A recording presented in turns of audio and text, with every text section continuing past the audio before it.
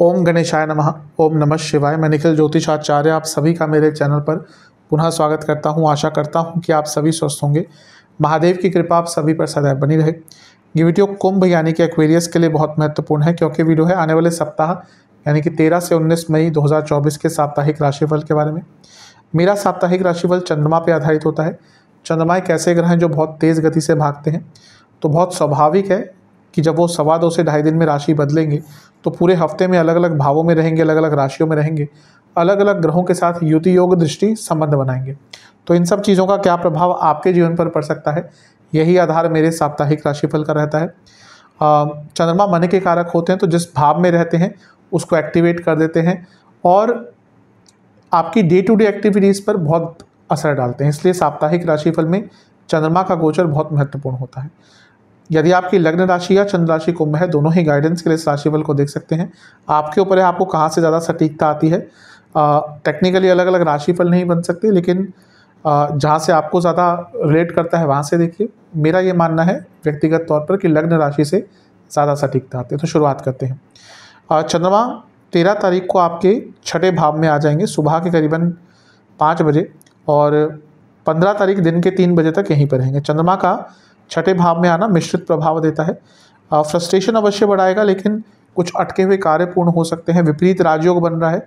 चंद्रमा का विपरीत राजयोग, जैसे मैं कई बार बता चुका हूं कि बहुत श्रेष्ठ नहीं होता, लेकिन फिर भी कोई लीगल कार्य, कोई एडमिनिस्ट्रेटिव कार्य, कोई अटका हुआ कार्य छोटा मोटा सा, वो यहाँ पे पूर्ण हो सकता है। छठे घर के चंद्रमा व्यर्थ की चिंताएं बहुत बढ़ाते हैं, और क्योंकि लग्नेश से भी खुद छठे भाव में है, तो यहाँ पर छोटी छोटी बातों को लेकर चिंतित हो जाना आपके लिए एक सामान्य चीज़ होगी।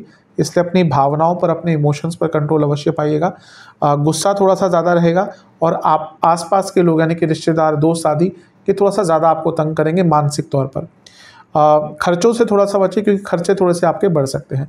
नवांश कुंडली बता रही है कि अपने ऊपर ध्यान दीजिए, अपने कार्यों के ऊपर ध्यान दीजिए। यहाँ पर प्रॉब्लम थोड़ी सी ये दिख रही है कि आप अपने कार्यों को इग्नोर कर रहे हैं और बाकी लोगों के कार्यों को ज़्यादा महत्व दे रहे हैं। जहाँ तक दशमांश कुंडली की बात है, कार्य क्षेत्र में थोड़ा सा कम बोलिएगा, आपके लिए बहुत अच्छा रहेगा। बिजनेस की जहाँ तक बात है, बहुत बस स्पष्ट एक ही चीज़ कहूँगा कि अगर पार्टनरशिप वाला बिजनेस है तो लड़ाई झगड़े हो सकते हैं। लव लाइफ, ट्रस्ट इश्यूज दिख रहे हैं। वैवाहिक जीवन सब ठीक है, बस पैसों की बात को लेकर झगड़े हो सकते हैं। स्टूडेंट्स, बहुत बर्डन दिख रहा है आपके ऊपर काम का या स्टडीज़ का, तो इसको थोड़ा सा नियमित कर लीजिएगा। अपने आप को, अपने काम को थोड़ा सा मैनेज कर लीजिएगा। जहाँ तक सेहत की बात है, पेट के रोग तंग करेंगे, इन्फेक्शन तंग कर सकते हैं। सर्वाष्टक में आपका लग्न ही अत्यंत बली है, ये बता रहा है कि कोई महत्वपूर्ण कार्य की पूर्णता हो सकती है। 15 तारीख दिन के 3 बजे चंद्रमा आ जाएंगे आपके सप्तम भाव में यानी कि सिंह में, और 18 तारीख सुबह के 4 बजे तक वहीं पर रहेंगे। चंद्रमा का सप्तम में आना न्यूट्रल प्रभाव देता है। चंद्रमा क्योंकि यहाँ पर शनि से दृष्ट होंगे तो विषयोग बनेगा, तो इसका मैरिड लाइफ पर थोड़ा सा बुरा प्रभाव पड़ सकता है। आराम से बात कीजिएगा अपने लाइफ पार्टनर से, और आपकी इमेज पर भी इसका थोड़ा बुरा प्रभाव पड़ सकता है। अच्छी चीज़ है कि गुरु से केंद्र में है तो एक बल मिलेगा। प्रॉब्लम्स का सॉल्यूशन निकाल लेंगे अपने मानसिकता से, अपने चतुरता से। बस किसी की बातों में ज़्यादा मत आइएगा, वो चीज़ आपको तंग कर सकती है। शनि लग्न के स्वामी है, इसलिए उनका जो विष दोष आपके लिए बनता है वो कोई बहुत ज़्यादा बुरा प्रभाव नहीं देगा। फिर भी शनि का प्रभाव है, तो कहीं ना कहीं तो मानसिकता पर उसका प्रभाव या असर पड़ सकता है। नवांश कुंडली बता रही है झगड़ा नहीं करना। कोई बात होती भी है, कुछ उलझता भी है, तो सुलझा लीजिएगा जल्दी से। दशमांश कुंडली करियर में सब अच्छा दिख रहा है, स्पेशली अगर आप हॉस्पिटैलिटी इंडस्ट्री से हैं, सर्विस इंडस्ट्री से हैं। बिजनेस में खर्चे बढ़ सकते हैं अचानक से, लेकिन कोई अटका हुआ कार्य भी बहुत आराम से पूर्ण हो सकता है। जहाँ तक लव लाइफ की बात है, ठीक है सब कुछ, बस एक ही चीज़ कहूँगा कि थोड़ा सा रोमांस का फैक्टर भी वापस लाइएगा। वैवाहिक जीवन ठीक है, कोई दिक्कत नहीं दिख रही, लेकिन समय देना पड़ेगा आपको। हाँ, यहाँ पे जैसे विषदोष है तो थोड़ा सा अंडरस्टैंडिंग की प्रॉब्लम हो सकती है, लेकिन समय दीजिएगा अपने लाइफ पार्टनर को। जहाँ तक स्टूडेंट्स की बात है, कोई अटका हुआ कार्य बनता हुआ दिख रहा है। सेहत के हिसाब से नसों के रोग और लिवर के रोग तंग कर सकते हैं। सर्वाष्टक में आपका लाभ स्थान बली है। अचानक से कोई ऐसा कार्य जिसके बारे में आपने उम्मीद छोड़ दी थी, उसके बारे में कुछ कार्य आपका या कुछ काम आपका आगे बढ़ सकता है। 14 तारीख को सूर्य का भी गोचर हो गया होगा, जिसको मैं बताना भूल गया था, लेकिन उसका कोई डायरेक्ट इम्पैक्ट चंद्रमा पर नहीं पड़ रहा।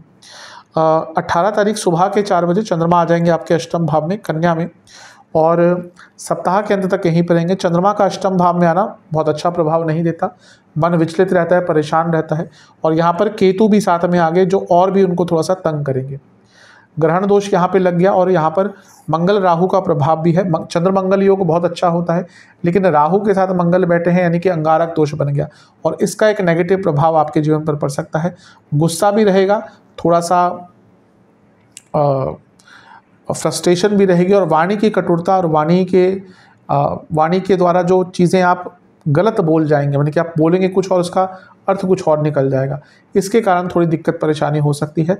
कोई पुराना रोग चल रहा था वो दिक्कत देगा, कन्फ्यूजन भारी रहेगी और लोगों की बातें समझ नहीं आएगी और किसी की बातों में फंसकर भी कोई आपसे गलत कार्य हो सकता है। तो आप थोड़ा सा हफ्ते का अंतिम भाग ध्यानपूर्वक बिताइएगा। नवांश कुंडली बता रही है कि किसी से तू मैं नहीं करनी, किसी की गलतियां नहीं गिनानी, किसी के ऊपर व्यंग्यात्मक कमेंट नहीं पास करने। जहाँ तक दशमांश कुंडली की बात है, करियर के हिसाब से समय बहुत अच्छा है। बस एक ही चीज़ कहूँगा कि कोई ऐसा प्रॉब्लम अगर आता है कि कुछ बहस हो गई तो उसको तभी सॉल्व कर लीजिएगा, लटकाइएगा मत। बिजनेस के हिसाब से बहुत अच्छा समय है, अचानक से लाभ हो सकता है, लेकिन अगर मैन्युफैक्चरिंग का आपका कुछ कार्य है तो कुछ कार्य अटक सकते हैं, इवन मशीनरी में प्रॉब्लम आ सकती है।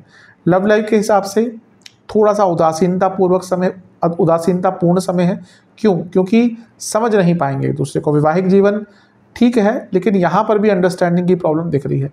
स्टूडेंट्स, गाइडेंस की बहुत आवश्यकता दिख रही है। ऐसा लग रहा है कि कोई गाइड करने वाला नहीं है, इसके कारण एक क्लूलेसनेस हो गई है कि आगे कैसे बढ़े।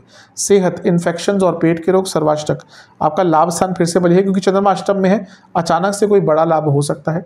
उपाय के स्वरूप में शनिदेव को 2 सरसों के तेल की दिया अर्पण करके ओम रवि पुत्राय नमः मंत्र का 27 बार जाप करना है। आशा करता हूँ वीडियो काम आएगी। चैनल पर नए हैं सब्सक्राइब कीजिए, वीडियो को लाइक कीजिए। अगली वीडियो मिलूंगा, तब तक के लिए ओम नमः शिवाय।